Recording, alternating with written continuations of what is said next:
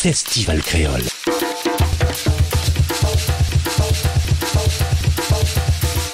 À La Réunion. Tiens bon les reins tous les desserrés, il n'a pas besoin de faire aller pousser. Zan fille pas besoin de la paix. Amen Ali Ziskate. C'était mon bel Nénène Catherine. Nénène qui chante, Nénène qui danse, Nénène qui raconte.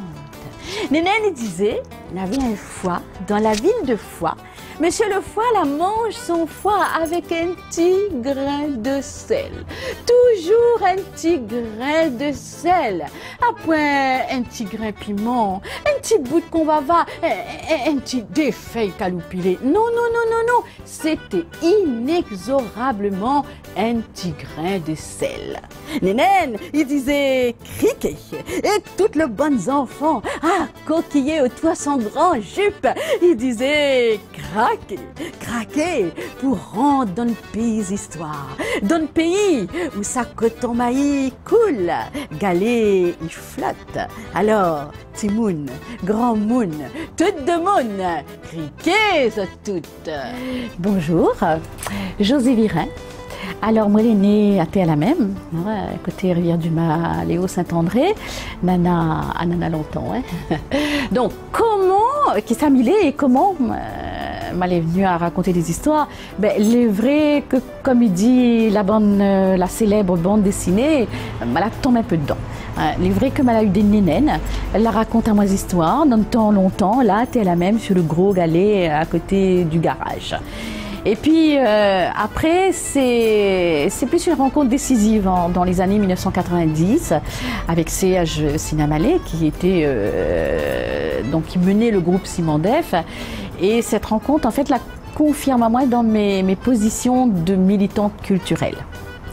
Et m'y crée en 1992, donc le premier festival international de contes de La Réunion, qui a été un grand succès. Et disons que dans les cases, beaucoup de monde, ils se souviennent encore de ce premier festival. L'a fait des petits, tant mieux, et ça veut dire que l'idée était bonne.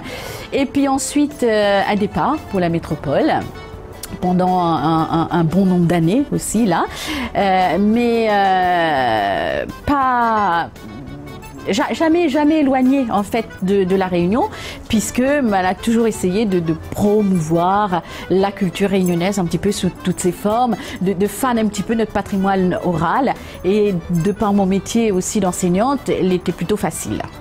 Et puis de retour aux sources, retour aux racines, retour à ma case, retour à mon gros galet, avec autant de passion, une passion qui est pas morte du tout, une passion toujours vivante, une passion du conte, une passion de notre culture, de notre patrimoine immatériel, Maloya, Sega, conte, et surtout envie de travailler pour laisser un héritage à nos petits-enfants, un héritage à la Réunion tout entière, pour que demain, la Réunion, eh bien lui aussi, il a son patrimoine oral en l'air.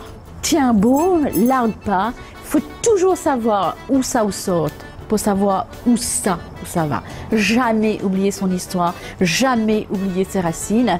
Et c'est en étant fort de ses racines, de toute façon, qu'on peut faire fleurir et qu'on peut épanouir à partout.